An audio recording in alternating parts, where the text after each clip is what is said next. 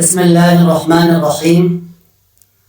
حضرت زید بن ارقم رضی اللہ تعالی عنہ سے روایت ہے کہ ایک مرتبہ صحابہ کرام رضی اللہ عنہم اجمعین نے سوال کیا، یا رسول اللہ صلی اللہ علیہ وسلم، قربانی کیا چیز ہے؟ یعنی قربانی کی کیا حیثیت ہے؟ تو رسول اللہ صلی اللہ علیہ وسلم نے ارشاد فرمایا کہ قربانی تمہارے باپ حضرت ابراہیم علیہ السلام کی سنت ہے۔ پھر صحابہ کرام رضی اللہ عنہم اجمعین نے عرض کیا، یا رسول اللہ صلی اللہ علیہ وسلم، ہمیں قربانی کے بدلے کیا ملے گا؟ ہمیں کیا فائدہ پہنچے گا؟ ہمیں قربانی سے کیا نفع ملے گا؟ تو رسول اللہ صلی اللہ علیہ وسلم نے ارشاد فرمایا کہ ہر بال کے بدلے میں ایک نیکی ملے گی۔ پھر صحابہ کرام رضی اللہ عنہم اجمعین نے عرض کیا، یا رسول اللہ صلی اللہ علیہ وسلم، اون کے بدلے میں کیا ملے گا؟ تو آپ صلی اللہ علیہ وسلم نے جواب میں ارشاد فرمایا کہ اون کے ہر بال کے بدلے میں بھی ایک نیکی ملے گی۔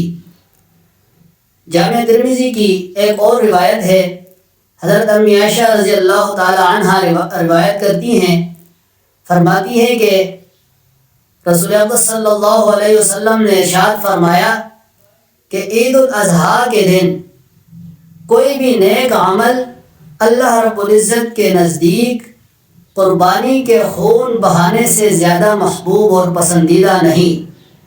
یعنی قربانی عید الاضحیٰ کے جو 3 دن ہوتے ہیں، ان 3 دنوں کے اندر اللہ رب العزت کے نزدیک سب سے زیادہ محبوب اور پسندیدہ عمل ہے، وہ ہے قربانی والا عمل۔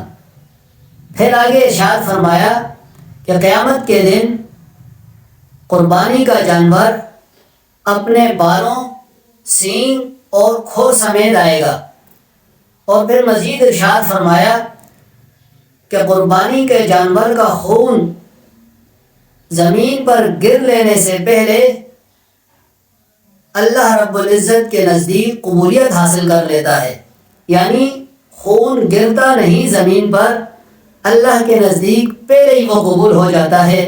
لہٰذا ہمیں قربانی نیک نیتی کے ساتھ کرنی چاہیے، خوش نیتی کے ساتھ کرنی چاہیے۔